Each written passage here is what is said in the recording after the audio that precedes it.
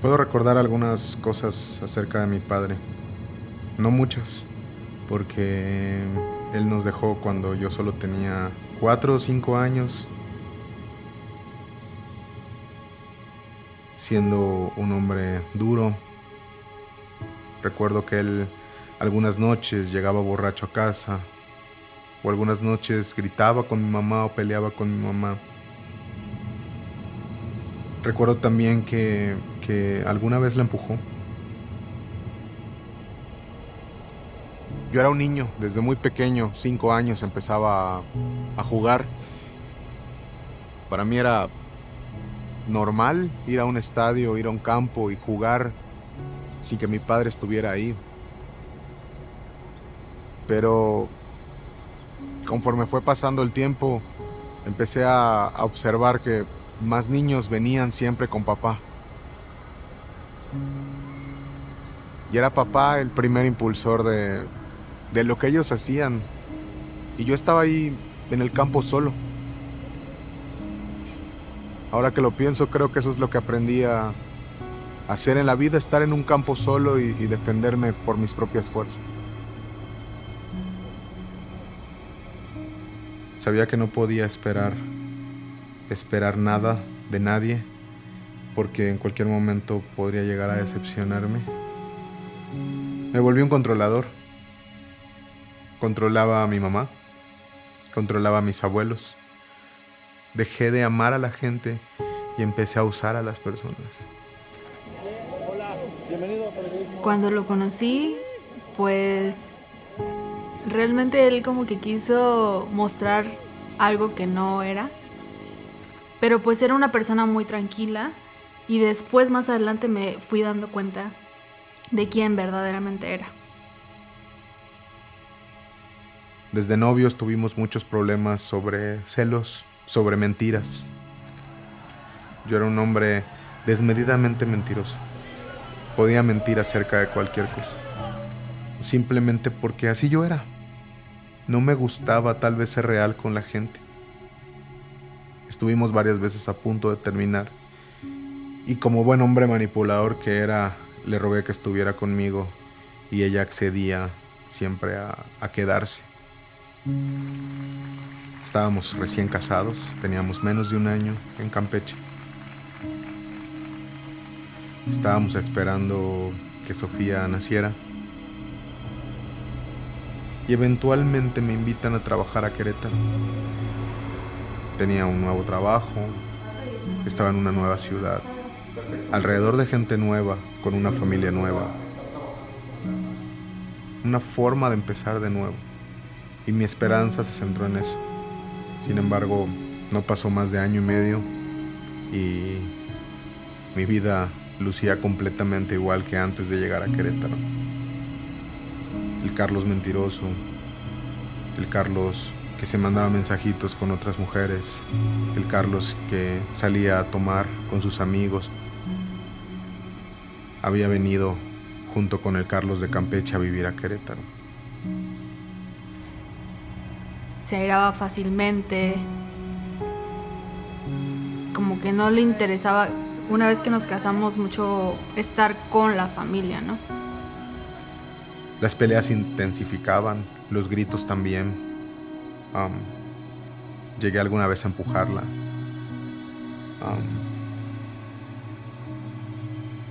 Recuerdo bien que casi tiramos la puerta de la recámara, tratamos de que fuera entre nosotros, pero realmente no se pudo y de hecho llegó el punto en el que yo tuve que hablar a la policía para que pues fueran a tranquilizarlo a casa, sabiendo que nosotros estábamos solos en Querétaro.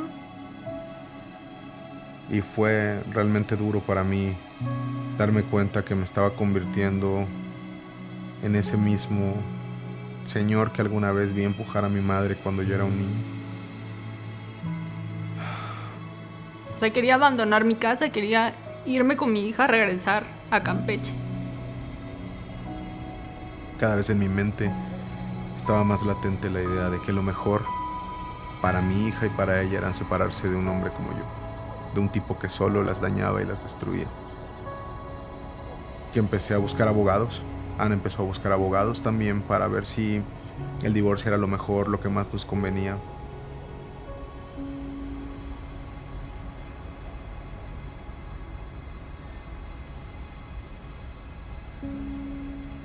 Recuerdo que en medio de nuestros problemas, un sábado me levanté muy temprano en la mañana y encendí la tele. Y mientras yo cambiaba la televisión, los canales, pasó frente a mí una película que se llama El caso de Cristo. No sé qué pasó, no sé qué hubo. Simplemente, después de ese sábado, en mi mente estaba la idea de que yo quería conocer un poco más de este Cristo del que la película hablaba.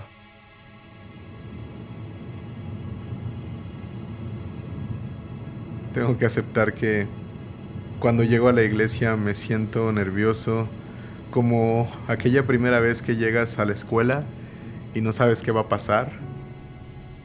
Recuerdo que tomamos el elevador y cuando llegamos y bajamos del elevador pasó algo muy lindo que nunca voy a olvidar. Salió un hermano que se llama Toño a mi encuentro, me estiró la mano y me dijo: bienvenido a Lumina, bienvenido a casa. Y me abrazó. Cuando Toño me abraza, alcanzo a recostarme en su hombro y simplemente empiezo a llorar. No podía parar de llorar. No podía explicar cómo ni por qué, pero simplemente había lágrimas en mis ojos todo el tiempo y le decía a mi esposa: mi amor, no entiendo qué está pasando, pero no puedo dejar de llorar.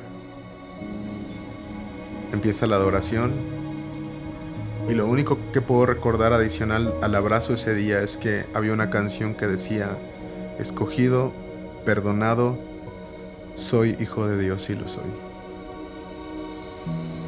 No sé qué pasó, solo seguía llorando y disfrutando de esta frase que ni siquiera entendía qué significaba, pero algo dentro de mí estaba pasando. Termina el servicio, me acerco al pastor y le cuento acerca de ese abrazo y acerca de esa frase. Entonces él muy sabiamente, sin conocer mi historia y sin conocer nada acerca de mí, me pide leer en Lucas la parábola del hijo pródigo. Recuerdo leer acerca de un tipo que se había alejado de casa de su padre, que había malgastado su herencia, que había comido entre los puercos y que cuando no tenía ningún otro lado a donde voltear, decidió volver a casa donde papá lo esperaba.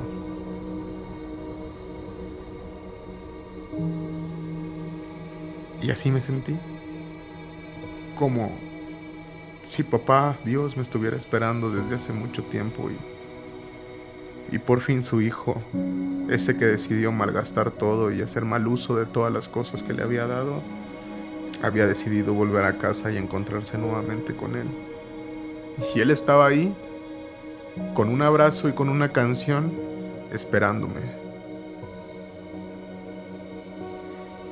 Cuando llegamos a este lugar, el Señor nos encontró y de ninguna manera podíamos resistirnos. Creo que los dos caímos rendidos a sus pies.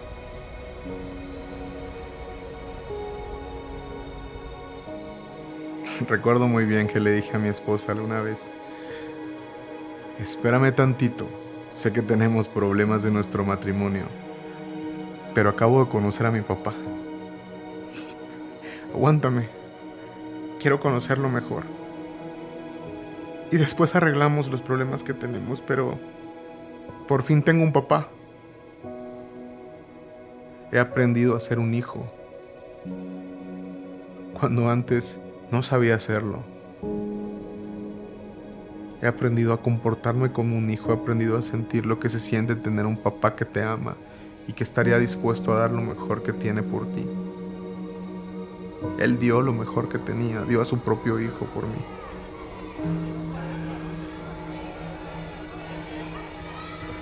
Él sabe quién es ahora, por medio de Cristo. Y entonces eso ha repercutido también en toda la familia, en las cosas que él hace, en cómo me trata a mí y en cómo trata a Sofía. Ahora disfrutamos de un hermoso matrimonio, no perfecto porque ninguno lo es, pero podemos disfrutar de esa gracia en nuestras vidas a través de nuestro día a día. Sé que a pesar de mi imperfección, Dios me ama y está trabajando conmigo. Pues yo creo que estamos en un proceso y que seguimos fallando, aunque lo conocemos, aunque podemos ir a la iglesia todos los domingos y podemos aprender más de él, seguimos fallando, pero la esperanza es que Dios no nos va a dejar iguales. Él nos va a perfeccionar hasta que Cristo venga.